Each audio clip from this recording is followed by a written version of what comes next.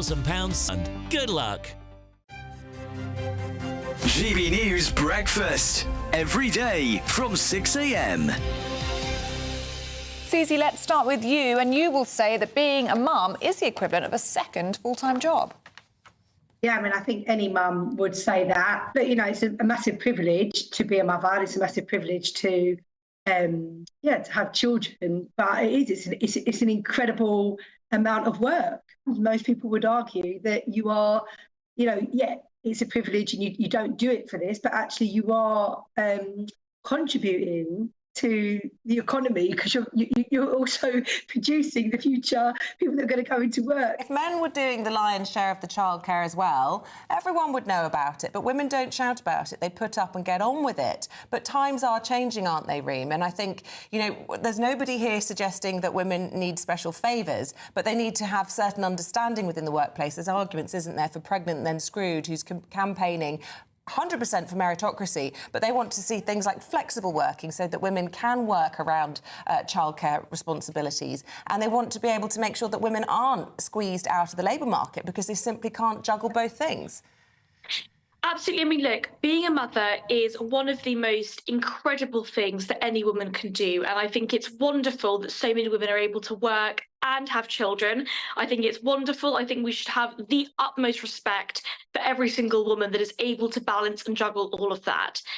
However, I think we need to be having these conversations about how best employers can cater towards different people's needs. We want to be encouraging parents to be working as well as having children and contributing to the economy. But it is incredibly unfair if we begin to give those particular people preferential treatment in the workplace. And I think that some of their childless colleagues will begin to resent them. GB News, the People's Channel.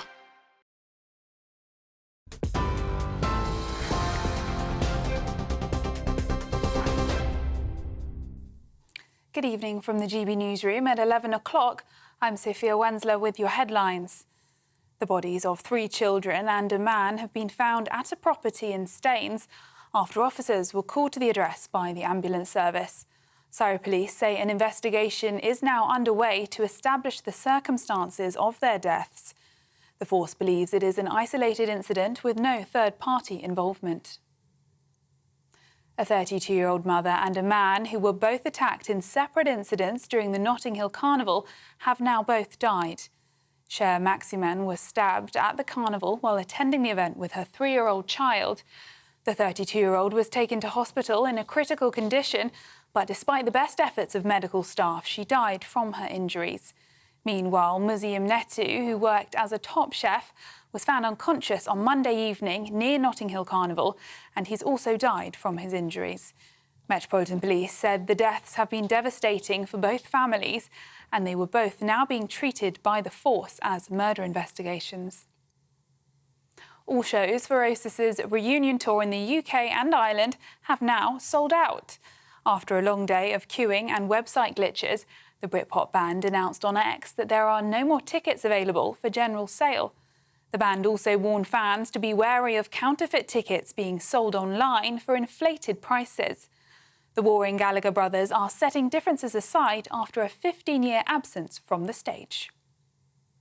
Fighting will pause in Gaza tomorrow as part of a plan to roll out polio vaccines to hundreds of thousands of children. The scheme will be staggered during breaks in the conflict over 3 days. Last week, health officials confirmed that a baby had been paralysed by the virus, the first such case in the territory in 25 years. US rapper Fat Man Scoop has died at the age of 53. That's according to his tour manager.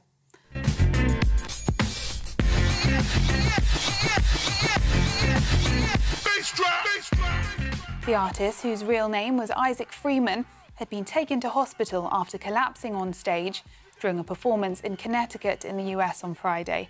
Scoop had success around the world and topped the UK singles chart in 2003 with Be Faithful. And it's being reported that Prince Harry is looking to make a return to the UK. The Mail on Sunday is reporting that the Duke of Sussex has sought advice from trusted former aides in Britain on how to mastermind a return from exile in the United States. The move marks the first stage in a strategy to rehabilitate Harry That would involve him spending more time in the UK to repair his relationship with his father and potentially initiate a partial return to the royal fold. Those are the latest GB News headlines for now. Now it's time for Headliners. For the very latest GB News direct to your smartphone, sign up to News Alerts by scanning the QR code or go to gbnews.com/alerts.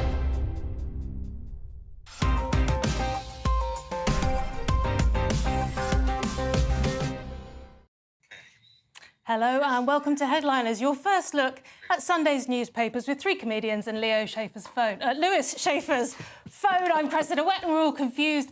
Tonight, I'm joined by the stunning and brave comedian Leo Kearse and the man who identifies as a complete clown, it's Lewis Schaefer. That was pretty smooth. How are you guys doing? Sorry about that. I was taking a picture of Leo and I mean, there's worse things on your phone that could have played than whatever that was. Yeah, that was actually pretty bad. I mean, it was Roger Waters, so it was right. 8 minutes of... Moving on. All right, brilliant. Let's take a look at the front pages. Mail on Sunday has Harry asks former aides to help plot his return from exile.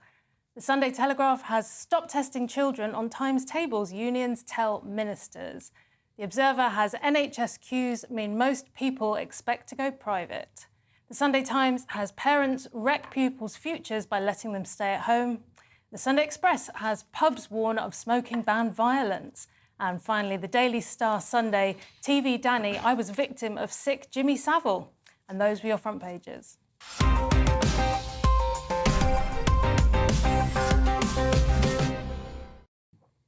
OK, let's have a closer look at the front pages. Leo, let's start with the Sunday Express. So the Sunday Express has pubs warn of smoking ban violence.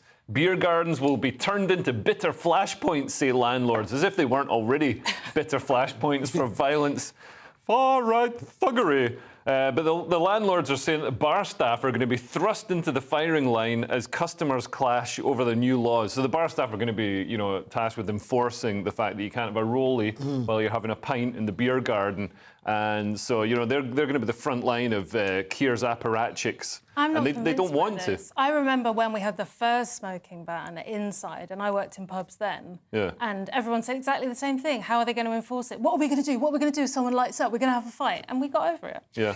Not that I'm pro-smoking ban, I would like to say. You're not pro-smoking ban, and neither am I. Let people smoke if they want to kill themselves. And what I found out about smoking, it does, lung cancer, which is supposedly is great, that you smoke, you're going to catch lung cancer. Only 7% of people who are like long-term, get lung cancer. Quite a lot.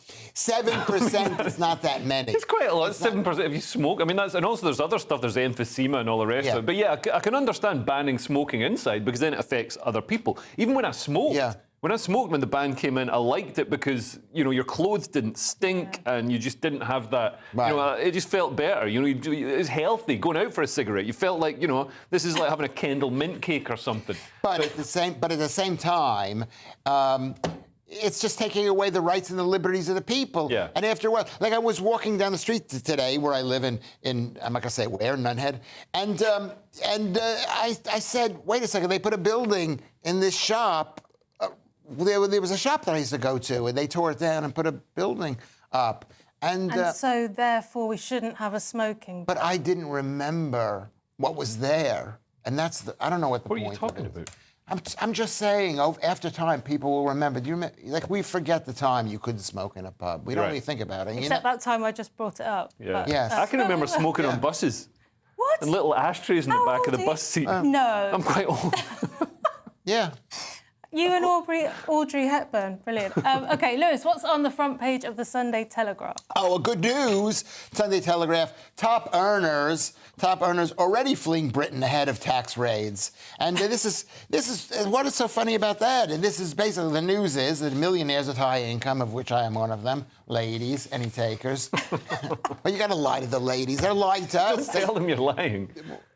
Well, they lie too. They got some women are beautiful, like my Crescent over here, but So you're leaving with all your millions of dollars. This is what they're saying. This is a total non-story. No, it's not a non-story. This is Labour's. Can I get to my point? Well, could you get to the point? Is that yeah? People are fleeing because people get their airplanes everywhere now, and you could live anywhere because you've got the internet. And they've got airplanes now. Yeah, they got airplanes, so you could go anywhere. You could do your business in Abu Dhabi or Bolivia, wherever you want to go to, and people know that they're going to come and take your money away from you. Yeah. No, I totally agree. And entrepreneurs in particular are particularly mobile. And the worry with this is that entrepreneurs and high earners, as well as paying the most tax and supporting all the lazy Labour voters, all the train drivers and people like, oh, I need to get lots of welfare because I'm too lazy to get a job. As well as supporting all those people. They generate the jobs, they create all the innovation and drive the economy forward. So if they leave to go somewhere else that's got a less restrictive tax regime, less of a communist system, then they'll be generating the wealth and building the businesses in those countries. It's ridiculous. But Labour are advising us that we should have compressed hours, and that might actually be more competitive. Labour have got all these ideas about how to promote growth. Are you saying that that's not true? If people can do their job in fewer hours, then they're lazy. They're not working hard enough. It's ridiculous. You think we could do this show in 12 minutes? No, it's an hour-long show. Lewis can't do one joke in 12 minutes. Well, we're supposed to do the show. It's not compulsory. Leo, let's move on to The Observer, please. So The Observer has J.D. Vance. They say J.D. Vance attacks working women as being on path to misery in unearthed audio. I mean, this is a bit of a sort of florid retelling of what happened. This is a 2021 podcast, so it's not like he just said it as he's running for vice president. He is Donald Trump's running mate in the presidential election, but he said that professional women choose a path to misery by prioritising their careers over having children. I think that's true in a number of cases. I think it's perfectly possible to have a career and have children as well. Like my wife's got a great job, much better than mine, and we've got kids, and that's great. He also in the podcast made some other good points. He claimed the masculinity of men in America is suppressed and attacked immigrants and Democratic Republican Ilhan Omar.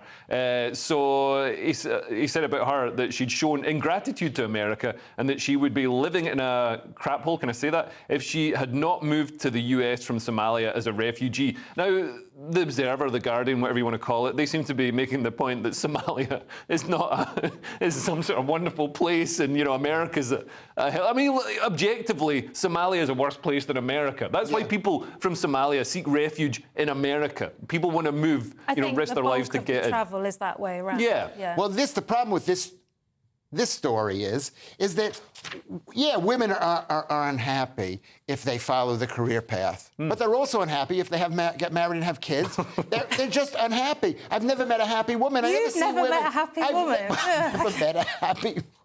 I didn't mean it that way, Cressida. I think he's saying something we just don't get to hear. It's not that one's definitely always true and the other's definitely always false. Yeah. It's just that we don't hear this very much. So fair play No, Cressida, you're totally right. We don't get to hear it. That's why it's so shocking. But the truth is that women are unhappy people. But it does point to... Support me on this. Look at how... His wife's happy. It points to an issue with Donald Trump's campaign, because if he'd chosen, say, Tulsi Gabbard, a strong woman as his running mate, he'd be reaching out to disaffected female voters who might be going with Kamala just because they're, she's a woman and all the rest. But Gabbard will become president at some point. J.D. Vance is he just appeals to the same people Trump appeals to anyway. So it's just, getting the base more likely. They're going to come out and vote for him anyway. So I think Trump maybe made a bit of a strategic error getting J.D. Vance on side instead of I disagree. It is not I've been following this a little bit. It's not a strategic error, because the truth is that people are going to vote for Trump are not voting for Trump. They're voting for the side. And people who are voting for Kamala Harris are voting for that side. It doesn't matter who... Yes, you can bring more people over to your side. No! People are not going to go over because, she's a woman. Oh, they would. They would. I think they would. If Trump had especially an ethnic minority woman, I think that would be... Do you know something? Totally, they would not. And Tulsi's great as well. And you know what? She's not. She might be great, but like all women, OK, right, 1 minute to do this one, Lewis. Finally, we're going to have a quick look at the front page of the Mail on Sunday. Harry asked former aides to help plot his return from exile. And this is our Prince Harry. He's the second son. He's got no future whatsoever. And he went mental because of his wife. You can blame his wife or his mother, or maybe Prince Charles, because Charles was cheating on his wife, so he hated his father, and then he said some bad things about Charles, and now he wants to. I'm not explaining this properly, but the truth is Harry's in America. He's not going back to Britain. And that's fine. That's the news. Well, he's got a very unusual background, hasn't he? I don't find it. I mean, he is a prince. Most of us ask our mates for a bit of help, don't we? What should I do? I'm working with this lunatic. What should I do about it? They can't help, obviously. But it happens in a business thing. Let's say they fire me, and I got to call my friend Leo and say, Leo, can you help me out? He's not going to answer the phone at that point. But that's what happens in every business. Who are you going to ask for help except the people? Ask Lewis Schaefer on Twitter. Sorry OK, about that. That's the front pages examined. Join us in part 2 when we'll be discussing the decline of the NHS, how Brits might be getting banged up in Estonia, and the latest on Elon's bust-up in Brazil. See you soon. This is GB News, Britain's news channel. Top gear to top beer. See what we did there? Jeremy Clarkson. Hundreds of people have been queuing to be some of the first punters inside Jeremy Clarkson's new pub in Oxfordshire. It's called the Farmer's Dog, and it opened to the public at midday yesterday. Now, I mean, this is it's called the Farmer's Dog, and it's just outside of Burford, just off the A40. Jeremy Clarkson brought it with him, and yesterday there was a 4-hour queue for a pint at the newly opened bar. The serious point of this story, and what, to be fair, Clarkson's doing, is like he's done with his farm, Diddley Squat Farm, which has been a very popular TV series. It is actually promoting the British pub. Jonathan, we know they're closing at a rate of knots in this country. Because this is Jeremy Clarkson's comment on why Sir Keir Starmer is banned.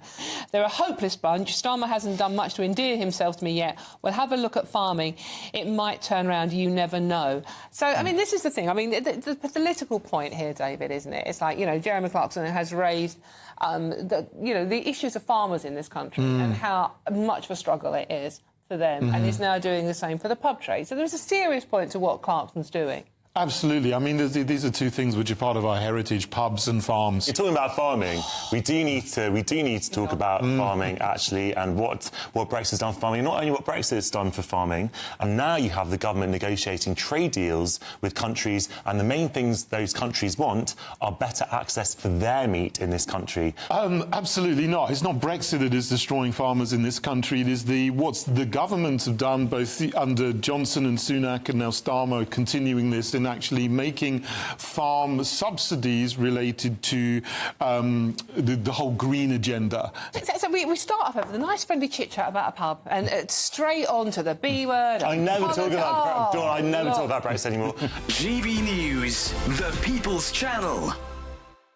Every Saturday, 10 till 12, we'll bring you all of the news that you need to know. We'll also remind you that there is so much to smile about. It's my favourite time of the week. I get to relax, enjoy some light-hearted stories, and let Ellie teach me about fashion too.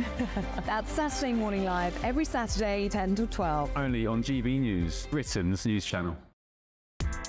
Join me, Nana Akweer, for an informative, interactive news programme with a difference. It's fun. No, he didn't say that, Dave.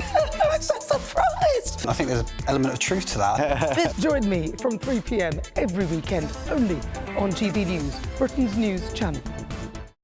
If you want your news to be straight talking... This is the nightmare for the Conservatives again. Down to earth. It's not just Nottingham where this is happening, is it? And most importantly, honest. Hard-working, middle-class taxpayers, they'll get their book thrown at them. Then catch me, Martin Daubney, Monday to Friday, 3 till 6 p.m. on GB News, Britain's news channel.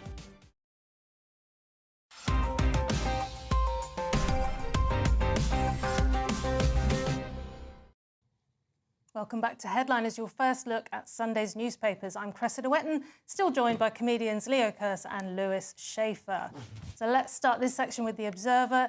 Leo, is our beloved NHS turning into a poor service for poor people? Yeah, it looks like it. So NHS queues mean that most Britons expect to pay for healthcare, according to this report by the Joseph Rowntree Foundation, which points to a critical shift in expectations and says the public now budget for many routine services. So on average, people budget £200 a year for spending on private healthcare. And yeah, most people in the UK now believe they will have to spend their own money on private healthcare for routine services such as dentistry, which isn't really covered by the NHS, physiotherapy and counselling, because they won't be able to get them quickly on the NHS, according to this research. And a record, almost 1 million people were admitted to private hospitals in 2023, which is, you know, this a really staggering amount. It's risen a lot in quite a short period of time. So people are spending, you know, if you need to have a cataract removed, you've got to wait for months and months and months. So people will spend, you know, £3,000 to have it removed, or 15 grand on a new hip,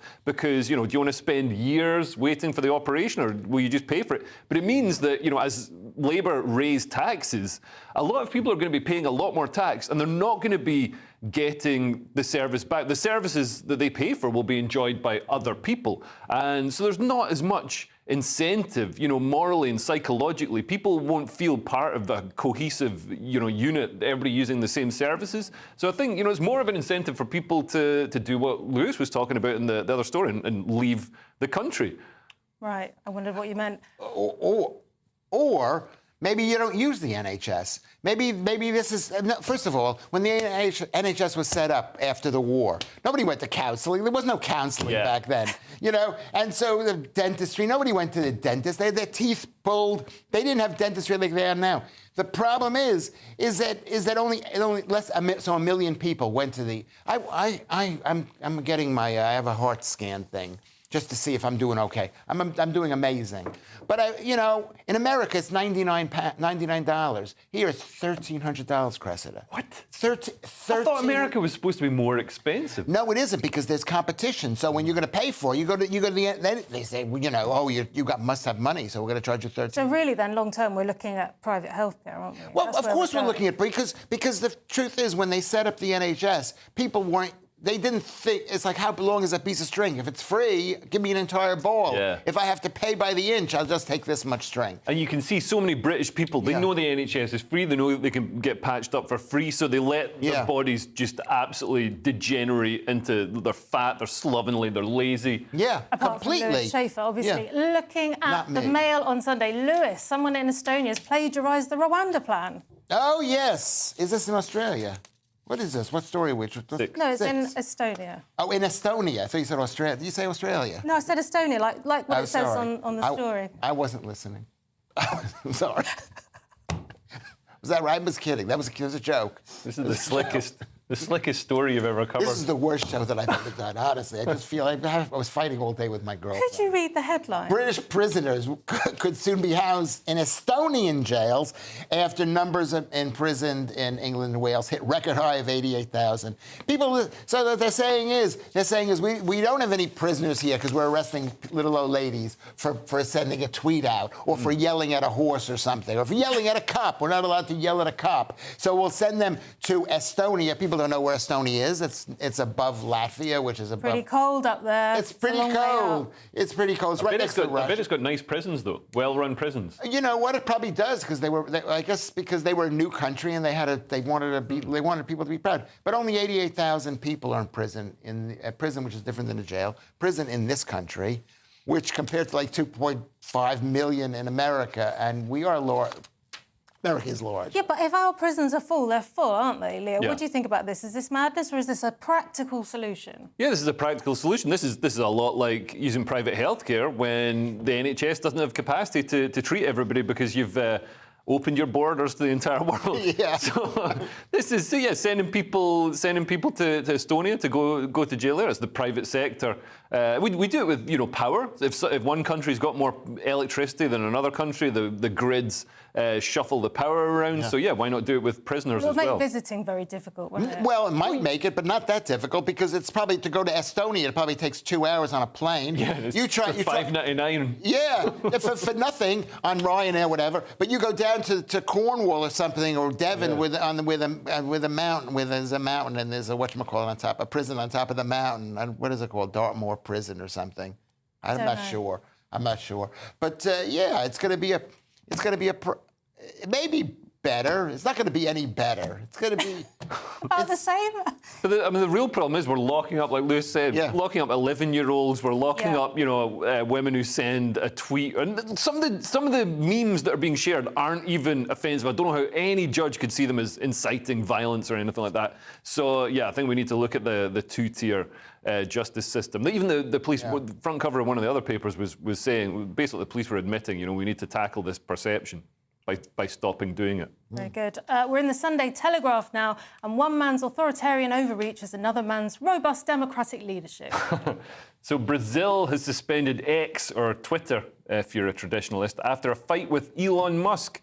So the move comes after months of wrangling between Elon Musk and the Supreme Court Judge Alexandra de Moraes over the latter's investigation of what they call extreme right-wing content on X, including alleged hate and anti-democratic fake news. Now, that's what the left wing say. They say there's all this, right-wing hate and anti-democratic fake news. However, a lot of stuff that's been smeared as that is actually, legitimate criticism of the government by political rivals, by the right wing in Brazil. And obviously, there's a sort of incentive for the left to use whatever laws they can to silence their political rivals and try and stay in power. And we've seen this already happen. In America, it happened with the Hunter Biden laptop story. So, the various government agencies and the Democrats and big tech and the media colluded to suppress the legitimate and true Hunter Biden laptop story to help Joe Biden win the election. And we've seen social media being used, for example, in the Arab Spring, to criticise its leaders and its. But even if this wasn't legitimate, whatever that means, Musk would say he's a free speech absolutist, and it's not anybody's business to police what other people say. Or you're right, Chris. It could be policed by getting at the people who are actually saying it. You don't take away the platform. If someone writes something, they place an ad in the New York Times that they, you don't blame the New York Times for printing it. You blame the person. I heard some very interesting information that the CIA, which is the Central Intelligence Agency, has been giving money to thousands of Brazilian politicians to suppress stuff, but at the same time, we give money to people for free speech, supposedly. And the fact that Joe Biden hasn't done anything to stop this thing, because this is a major American business, and they should say, hey, if you cut off, we'll cut off whatever we're sending you. Yeah, but Joe Biden wants to silence Twitter as well, wants to silence Elon Musk, because, that's where the criticism of Joe Biden is allowed. Which is why they will not let Trump become president. But the left need to worry about the precedent that they're setting. So we've seen, the founder of Telegram being arrested. We've seen the EU threaten Musk. We've seen, Twitter being shut down in Brazil. But this precedent, when the right's in power, they could do the same stuff, and they could say, look, you did it, so we're just doing it. So they're creating a weapon that's going to be used against them. Absolutely. OK, Lewis, let's have a look at the Daily Mail Sunday next. Keir Starmer is desperate to make changes to our transport system. Is he going to make it more efficient? Of course he's not going to make it more efficient. He's Labour, and these people don't know how to do any... And you hate to say it, they don't, there's whatever. Keir Starmer accused of fast-tracking plan to renationalise British Railways to please union paymasters. And because, first of all, they believe in nationalisation, because they believe that they know better than everybody else. So why shouldn't they run something? They've never done any... Keir Starmer's never been in business. He's never been a... But does he believe in it, or is he being told to believe in it by the unions? No. This is his team, and his unions are supporting him, and he knows for a fact that if he is allowed to do this, he will get more. It's a power thing. That's what the left is all about, taking away power from individuals like us who they can't control. It's buying votes, essentially. It's like the Peronists in Argentina. So, and the unions, it's a scam as well. It's like blatant cronyism. They donate money to Labour, and then in return, they get billions of pounds worth of pay rises. So, it's the best money you can ever spend. The return on that money is just insane. But yeah, it's when Keir Starmer inflates the public sector and hires more people, hires more civil servants, and, nationalises the railways, he's buying votes. He's buying Labour voters. but it's not good for the country as a whole. Well, no, I'm not looking forward to train times getting even sloppier. OK, closing this section with the Sunday Telegraph and news of a far-right radicalism in Austria. Leo, give us the details. Far-right thuggery.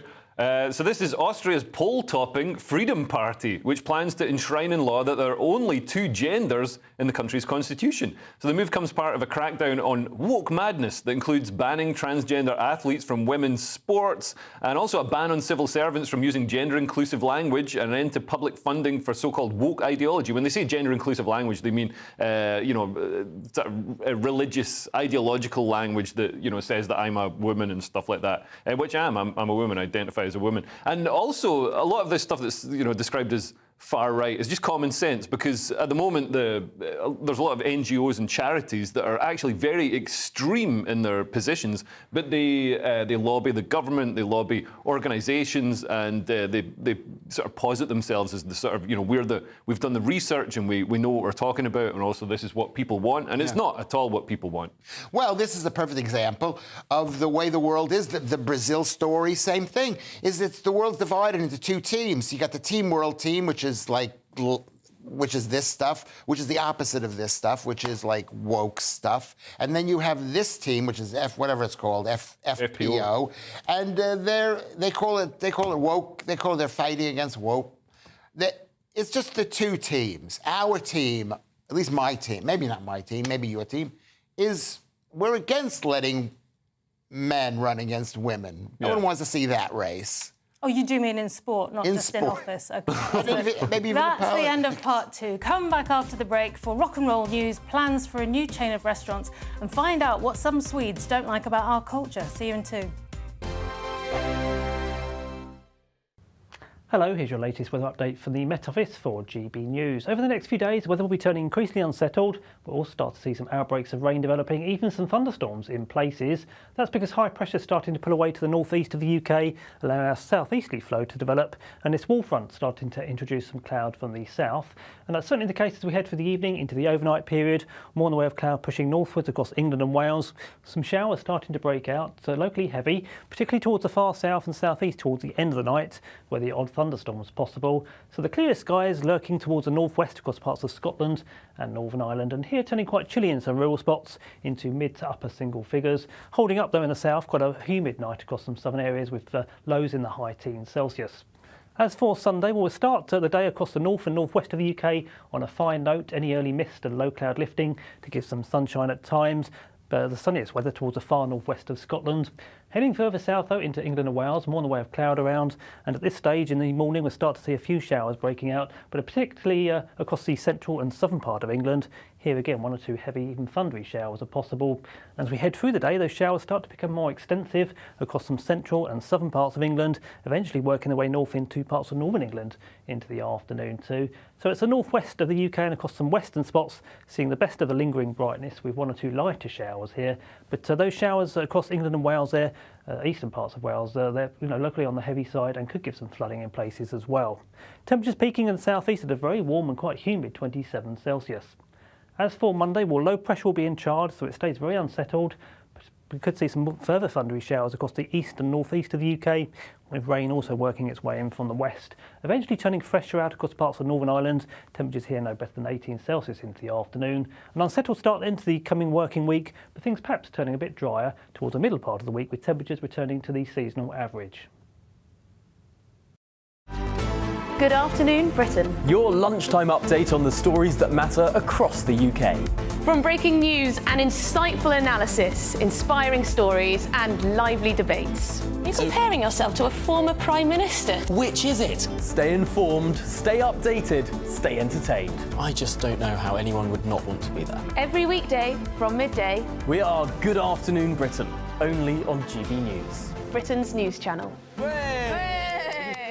Hi there, I'm Michelle Dewberry, and I'm going to take a second to tell you all about my show, Dubes & Co. We start off with the issues of the day. We then bring in both sides of the arguments. We get rid of the disrespect. And then you throw me into the mix. And trust me, I'll tell it exactly how it is. And then, of course, the magic ingredient, you at home. We mix it all together, and what have we got? In my opinion, the best debate show in town. Monday to Friday, 6 till 7 on GB News, Britain's news channel.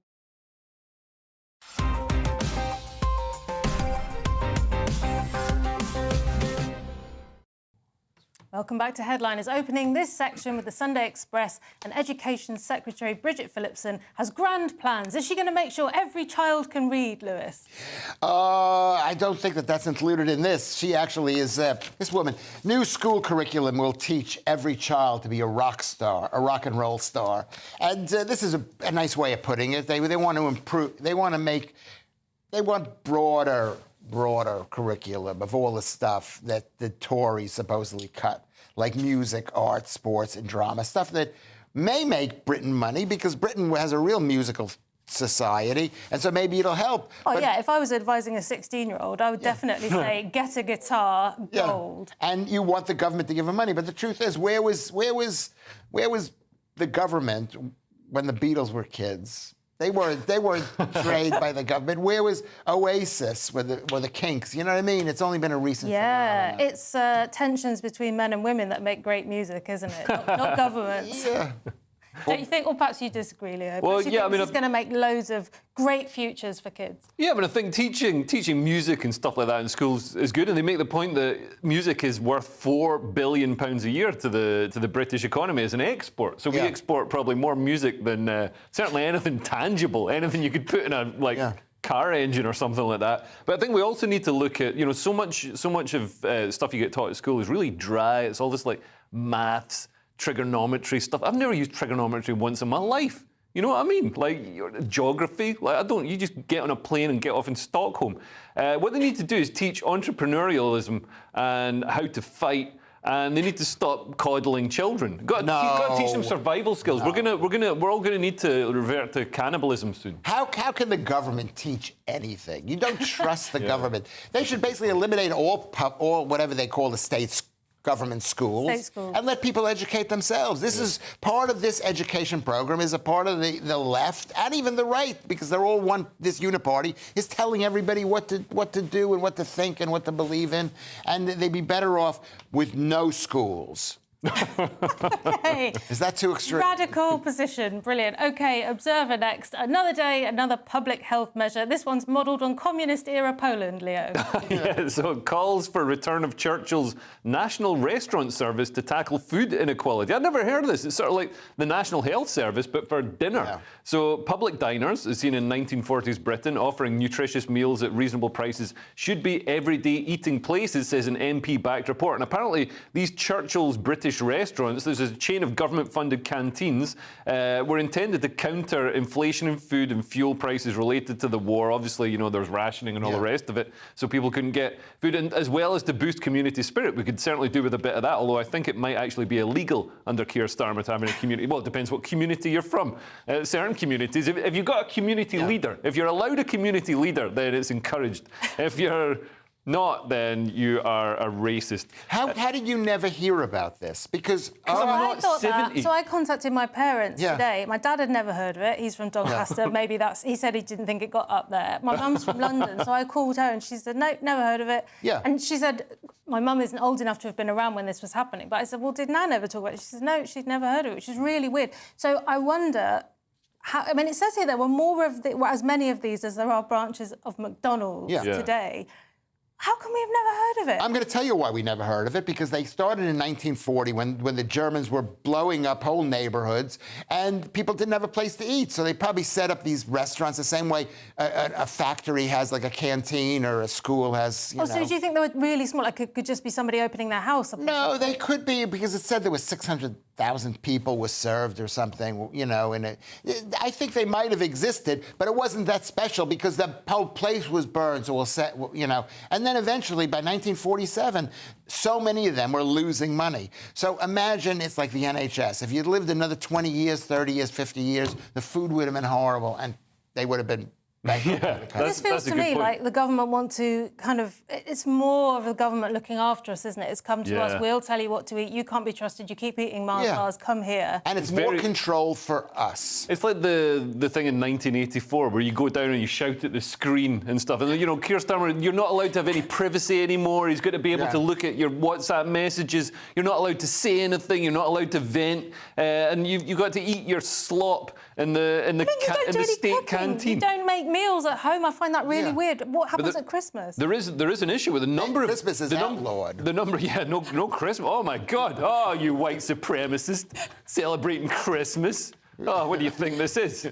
Some sort of Judeo-Christian country. Anyway, apparently the number of patients in England and Wales treated for nutritional deficiency has tripled in a decade. So maybe we do need something, just not this. Well, we don't need the government to tell us what food is, because it was the government that set up the food standards in America and here, which has made people go bad. So they don't want people to have meat. If you have meat, you will not be nutritionally deficient. Look at how great I look. There you go. He got it in He's somewhere. 27.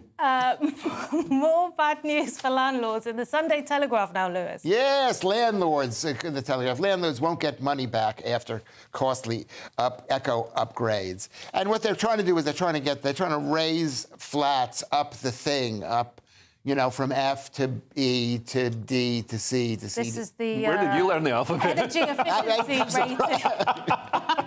But I seem like I was forgetting it. GBNews. Well, you tried doing that. What was the last time you did the alphabet? The alphabet. And so the point is... the government's trying to get these landlords to upgrade the energy efficiency of these properties. It's going to cost a lot of money they're estimating 10 and 27,000, and they won't get it back at sale. At sale. So they're saying when you bring up a place from D to C, it could cost £27,000, as you mentioned, but it might only add £3,000 in value to a $300,000 or $400,000 house. So you're going to lose £24,000. So they're basically saying the energy whole thing is a scam anyway. So I wouldn't worry about it. Yeah, landlords are getting hammered with all this red tape and all these requirements around. You've got to have a smoke detector. You've got to have a lock on the door. There's all these, ridiculous demands. And if you get rid of all the demands on landlords, there'll be more properties and cheaper properties for people to learn. All the costs eventually get kicked down to the renters. So, renters shouldn't be cheering this stuff on. Javier Milei cut all the restrictions on landlords in Argentina, and the amount of properties available tripled, pretty much went overnight. up by 200%. Yeah. Amazing. OK, sticking with the Sunday Telegraph, a story about micro-rainbows. Are they as problematic as microaggressions, Lee? So this is Trafalgar Square's fourth plinth, which they have, art installations on. So the funding for it has gone to an LGBT migrant campaign group. So this pedestal is used to display a rotating series of artworks. And the latest publicly funded piece is imprints by Teresa Margols, which comprises of plaster casts of the faces of 850 transgender people. Shame it was the faces. That could have been more interesting and probably easier to climb. But enlisted to help with the production of the sculpture was the campaign group Micro Rainbow, which pushes for the release of detained migrants and seeks to place them in housing. So when they say LGBT migrant, quite often people pretend to be gay. There's no test. You don't have to touch anything. There's no, so they pretend to be gay so they can then trick the system to stay, or they pretend to be Christian or whatever. And then, they get free housing from this state fund. Basically, this isn't an entirely benevolent, kind thing. This is possibly helping people cheat the system. And it's only temporary, because eventually the whole city will not be pro-LGBT people. So it's just that, am I right? I mean, it's temporary anyway, but I don't think it's going to be anti. I think it might be anti. Are you saying that the hyper celebration might come to an end? I think the idea that LGBT is universally good, that we might think. I think you're trying to say we're all equal and we don't need to pedestal some groups over others. Right, OK, great. Closing this section with The Observer. Lewis, why are the Swedes culturally appropriating Hollywood?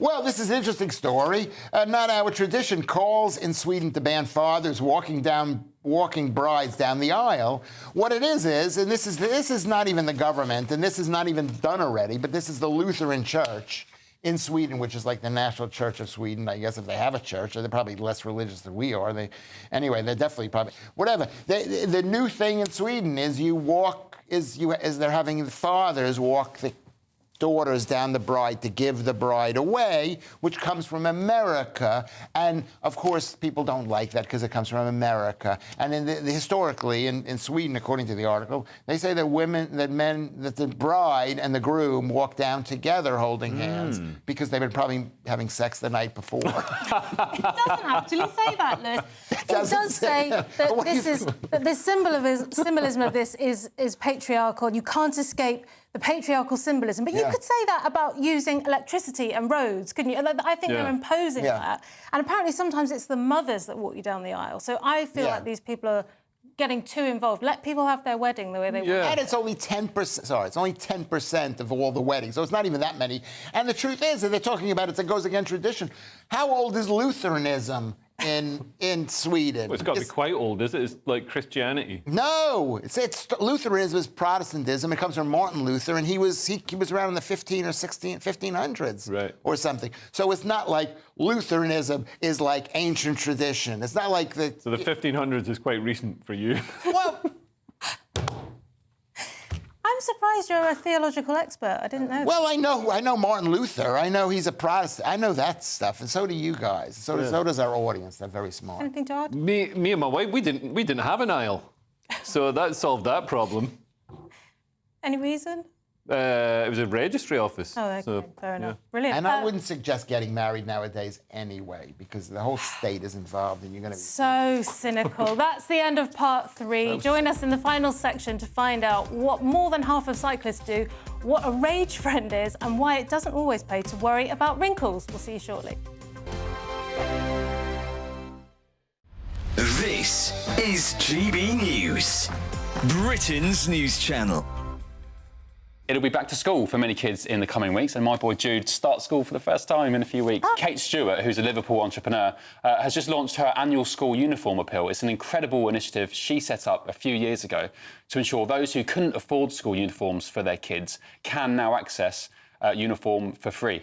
And we're delighted to be joined by Kate now. Was there any particular reason you decided to do this and help other families in the way you are? Every child should walk through the doors in September ready to learn, focused on their learning and education, not thinking about what they're wearing or that their pants have got holes in or they haven't got brand new jumpers on. You posted something on your social media, this incident with the Asda skirt. Somebody was not allowed to wear a skirt that looked similar to the uniform but was from Asda to help with the costs. I've campaigned tirelessly about this. Uniforms are put in place so everybody is the same. Children are the same as their peers. No designer wear is allowed, which I agree with. But schools are making their uniforms designer by insisting that their logo must be on the uniform. Now, a uniform from a supermarket can cost £20. Children fall over, they get holes in the pants. You can go to Asda and buy a new pair of pants for £3. When they've got the logo on, you're looking at £20. Stop the logos. Let's go back to basics. A school uniform consists of grey pants, a white shirt, a red, green, whatever colour cardigan, and make it accessible for families. If the schools want the logos on, then give it to the families to iron on or sew on. That's fine. So go onto my Instagram. It's Kate Stewart Life. The link's in my bio. And please give what you can. The price of a cup of coffee will make a massive difference. GB News, the People's Channel. I'm Christopher Hope. From pop stars to politicians, I'll interview anybody in a pub who's got a political opinion. Join me every Friday on Spotify, Apple Podcasts, YouTube or gbnews.com, or wherever you get your podcasts. This is GB News, the People's Channel. Join me, Neil Oliver, every Sunday night at 6 p.m. on GB News. And if an hour is not nearly enough for you, go to gbnews.com for special extended episodes online every Friday at 9 p.m, where we can truly get into the nitty-gritty of what's going on. GB News, Britain's news channel. We're proud to be GB News, the People's Channel. And as you know, we always love to hear your views. Now, there's a new way of getting in touch with us at gbnews.com/yoursay. By commenting, you can be part of a live conversation and join our GB News community. You can even talk to me, Bev Turner, or any of the members of the GB News family.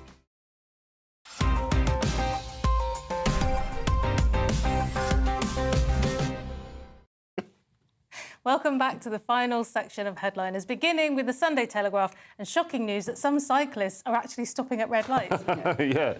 So more than half of cyclists jump red lights at a busy London crossing. So they did 2 rush hour traffic counts near St Thomas's Hospital in Westminster Bridge Road in London. They found hundreds of cyclists weaving between pedestrians on pavements, riding in the wrong direction. I mean, they didn't really need to do a survey to find this out. You see it every day. The worst instance included a teenage cyclist mounting the pavement on his bike, I think. He wasn't just remarkably excited. And screeching to a halt inches from 2 children while other cyclists were reading mobile phone messages, riding without holding their handlebars or performing wheelies. I mean, this sounds like me getting told off when I'm 7. But yeah, basically cyclists. There's a serious thing here as well, because some people have been killed by cyclists. So there's a 81-year-old killed. 91. No, there's also a 91-year-old, but this is a different person. So this person was killed by a cyclist who was travelling at 29 miles an hour in a 20-mile-an-hour zone.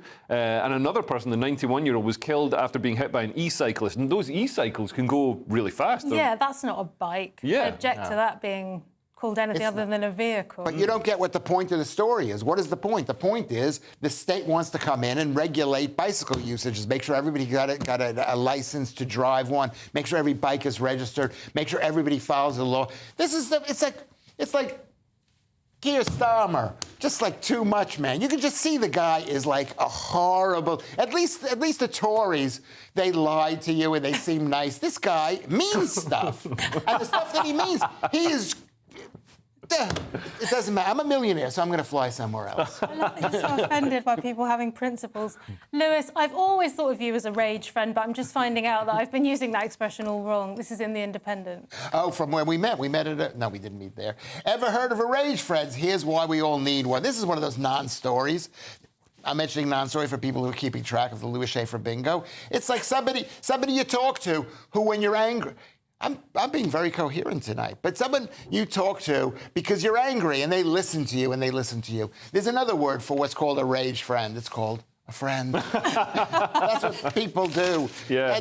And only a woman would write this thing, because no guy would really listen to a guy who's screaming. The guy would say, "Stop screaming at me, Lewis. I know you're angry, but this is how you solve it, or just stop." But no, we do have, we've got WhatsApp groups where you can share horrible memes and things and vent and, say what you really think, or say ridiculous stuff, because you just need to. It's like this woman says, and she's writing in The Independent. She goes onto WhatsApp with her, and she's got these friends where she can vent her anger without judgment and often without advice in return. And the thing with this is Keir Starmer would see this as online far-right thuggery. Yes, and he would. Yeah. This is the sort of thing that can actually land you in jail for many years. If somebody took offence at it, or they were just watching. Exactly. Or if it just got uncovered or revealed, if the person was forced to reveal their phone messages when they're stopped by the police. So this is the sort of thing under the Online Safety Act. Even though this is a woman in The Independent, she probably approves of the Online Safety Act. She probably thinks it's great. She's a liberal, writing in a liberal newspaper. So of course we shouldn't allow hate speech. Sometimes people vent, and sometimes people need to have privacy and need to say things that might sound terrible read out in court. But this just shows exactly why we need privacy. Was I in violation of Keir Starmer's online, whatever it is, by me screaming? How could we possibly know? It's not defined. We don't know. How do we know if someone's taking Just offense? remember, it's a comedy show. I was kidding. Just go to my YouTube, my Twitter thing, while we still have it as a country, at Louis Schaefer. Brilliant. Okay, a story about unintended consequences from The Independent now, Leo. So girls as young as 11 are using harmful anti-aging products that they see on social media. I mean, are these girls really 11, or are these products just really good? we don't know. But basically, young girls are using these ridiculous products that are advertised on social media that aren't, subject to the same rigorous controls that you get when you buy them from Boots. So, if you're going to buy anti-aging products, number one, if you're 11, you don't need it. You're already young. That's the real issue, isn't it? They're putting things on their skin that are designed for older people, and their poor baby skin just can't cope with it. Oh yeah, so if you do have the leathery skin of a septuagenarian, then you might need it. But if you're 11, you're not going to like the acid peels and stuff. You're going to peel it back to what you want people to see your skull. Insane. It's ridiculous. So this girl who did it, her skin burned intensely and erupted in blisters, and these are adult strength products that wreaked havoc on our skin. But what is this story actually saying? What is it saying? It's back to saying we need more regulation of what's going on online because we have to save the skin of 11-year-olds. He's on it. Right, Lewis, let's just squeeze one more in. This is the Mail on Sunday. And Lewis, these people make your diet look conventional. Yes, this is the Mail on Sunday, which is the Mail, just on Sunday. Do you take... basically, it says that Netflix is prepared to show these two guys eating a hot dog eating contest. And you shouldn't eat hot dogs because it's got bread and it's processed, and you shouldn't eat too many of them, and they want people to eat too many. And I hope these... 76 hot dogs in 10 minutes. Yeah. And that's with the sausage and the bun. That's insane. Yeah, it is insane. It's going to cause type 2 diabetes. And, this isn't them sitting down for lunch. This is a competition. They do it once, and I guarantee you, when somebody dies, and they will die, then you say you heard it from Louis Schaefer. Somebody's going to die. Don't do it. Somebody else had 9.22 litres of chili. Yeah. In one go. And the sad thing is, I can't eat them The show is nearly anymore. over, so let's take another quick look at Sunday's front pages. The Mail on Sunday has Harry asks former aides to help plot his return from exile. The Sunday Telegraph has stop testing children on Times tables, unions tell ministers. The Observer has NHS queues mean more people expect to go private. And the Sunday Times has parents wreck pupils' futures by letting them stay at home. The Sunday Express has pubs warn of smoking ban violence. And finally, the Daily Star, TV Danny, I was victim of sick Jimmy Savile. And those were your front pages. That's it for tonight's show. Thank you to my guests Leo and Lewis. Steve and Alan will be here tomorrow at 11 p.m. with Paul Cox and Carey Marks. And if you're watching at 5 a.m, please stay tuned for breakfast. Good night. That warm feeling inside from Boxed Boilers, sponsors of weather on GB News. Hello, here's your latest weather update from the Met Office for GB News. Over the next few days, weather will be turning increasingly unsettled. We'll also start to see some outbreaks of rain developing, even some thunderstorms in places. That's because high pressure is starting to pull away to the northeast of the UK, allowing our southeasterly flow to develop, and this wall front starting to introduce some cloud from the south. And that's certainly the case as we head for the evening into the overnight period. More in the way of cloud pushing northwards across England and Wales. Some showers starting to break out, locally heavy, particularly towards the far south and southeast towards the end of the night, where the odd thunderstorms possible. So the clearest skies lurking towards the northwest across parts of Scotland and Northern Ireland, and here turning quite chilly in some rural spots into mid to upper single figures. Holding up though in the south, quite a humid night across some southern areas with lows in the high teens Celsius. As for Sunday, we'll start the day across the north and northwest of the UK on a fine note. Any early mist and low cloud lifting to give some sunshine at times. The sunniest weather towards the far northwest of Scotland. Heading further south, though, into England and Wales, more in the way of cloud around. And at this stage in the morning, we'll start to see a few showers breaking out, but particularly across the central and southern part of England. Here again, one or two heavy, even thundery showers are possible. As we head through the day, those showers start to become more extensive across some central and southern parts of England, eventually working their way north into parts of northern England into the afternoon too. So it's the northwest of the UK and across some western spots, seeing the best of the lingering brightness with one or two lighter showers here. But those showers across England and Wales there, eastern parts of Wales, they're locally on the heavy side and could give some flooding in places as well. Temperatures peaking in the southeast at a very warm and quite humid 27 Celsius. As for Monday, low pressure will be in charge, so it stays very unsettled. We could see some further thundery showers across the east and northeast of the UK, with rain also working its way in from the west, eventually turning fresher out across parts of Northern Ireland. Temperatures here no better than 18 Celsius into the afternoon. An unsettled start into the coming working week, but things perhaps turning a bit drier towards the middle part of the week, with temperatures returning to the seasonal average.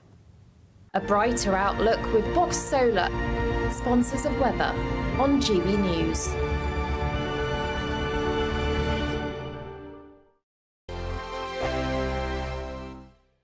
How would you... Good luck. If you want your news to be straight talking... This is the nightmare for the Conservatives again. Down to earth. It's not just Nottingham where this is happening, is it? And most importantly, honest. Hard-working, middle-class taxpayers, they'll get their book thrown at them. Then catch me, Martin Daubney, Monday to Friday, 3 till 6 p.m. on GB News, Britain's news channel. In the GB Newsroom, we bring you the news as it happens. With our team of dedicated journalists across the UK, we're ready to keep you up to date with what's happening every half an hour, every single day. Bulletins here on GB News, the People's Channel, Britain's news channel.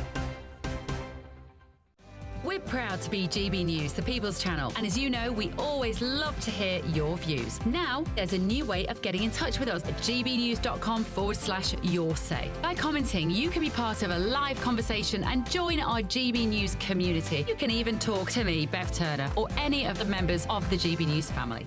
Join me, Camilla Tominey, for a frank and honest discussion with those in power that cuts through the spin and gets to the heart of the issues shaping our nation. You haven't confirmed that you want to stand as leader, but you haven't ruled it out either. This report basically says that he's not fit to stand trial. Is he indecisive? Incompetent? I deliver the dose of reality Westminster needs. That's the Camilla Tominey Show at 9:30 every Sunday on GB News. The People's Channel, Britain's news channel. It's Patrick Christie's Tonight, and here we do things differently. It's explaining the absolute madness of this, doesn't it? It's explosive. I mean, this is very good. It's lively. 850. Your government sat there, Sean, and it did nothing. It's controversial. And the Middle East has been in turmoil since before I was born. It's everything you need to kickstart your evening. Everyone's had their Weetabix tonight. I love to see it. That's Patrick Christie's Tonight, weeknights from 9 p.m. Only on GB News, the People's Channel, Britain's news channel.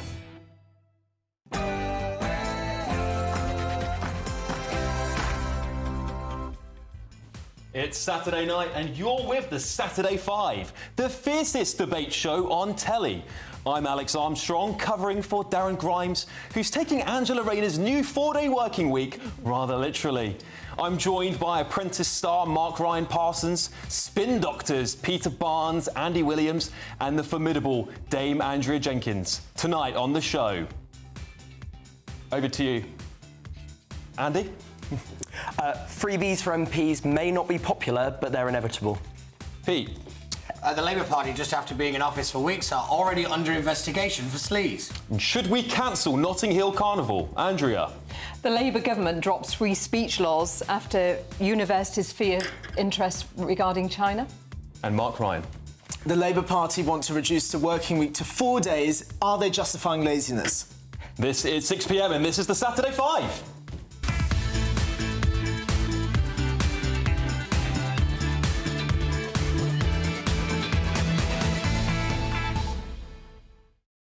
Sorry, I did mean Ryan Mark, by the way. Just make a correction before we want to get this show off to a good start this week. So welcome to the Saturday Five. Thank you all for your lovely messages coming in on my debut presenting tonight. I can't promise it's going to be smooth, but it'll be great TV nonetheless. And for those of you who don't know me, obviously I'm not the Alex Armstrong from Pointless, but I can promise tonight's show will be anything but pointless. Also making his debut, we've got Ryan Mark from The Apprentice with us. Hello. Hello. Thank you for having me. And let's hope he's improved his negotiation skills because he's definitely going to need them tonight. Yeah, don't fire me. Hopefully not by the end of the show.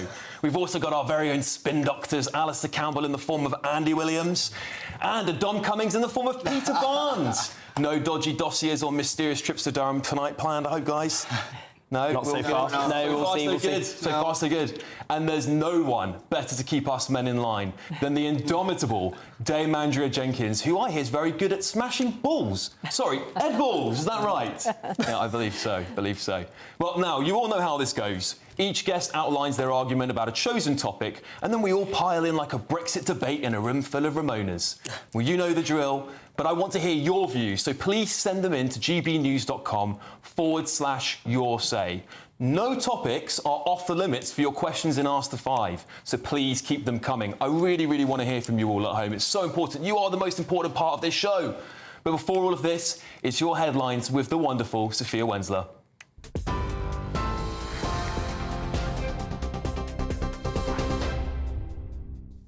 Alex, thank you. Good evening from the GB newsroom. It's just gone 6 o'clock. Your top story this hour. A 32-year-old mother and a man who were attacked in separate incidents during the Notting Hill Carnival weekend have now died. Cher Maximen was stabbed at the carnival while attending the event with her 3-year-old child. The 32-year-old was taken to hospital in a critical condition, but despite the best efforts of medical staff, she died from her injuries.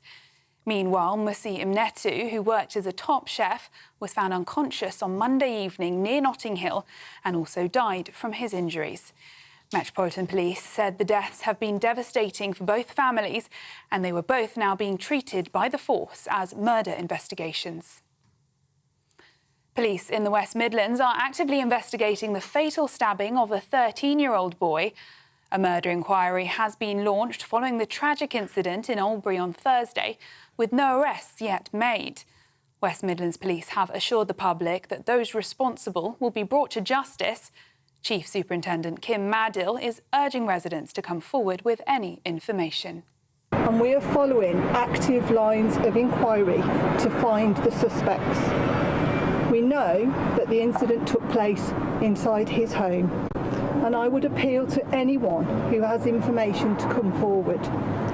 We have local officers and youth workers in the area over the coming days, so please speak to them directly if you have any concerns or information that you would like to pass to us.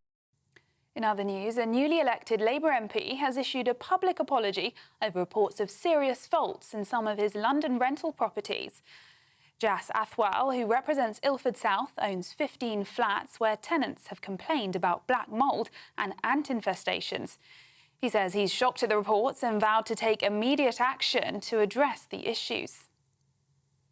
Travellers at Heathrow are facing disruption as Border Force staff go on strike today. Around 650 members of the PCS union have walked out in a protest over rota disputes, with strikes lasting 4 days. Further disruption is expected from Wednesday as workers refuse to do overtime, leading to an overtime ban from the 4th of September.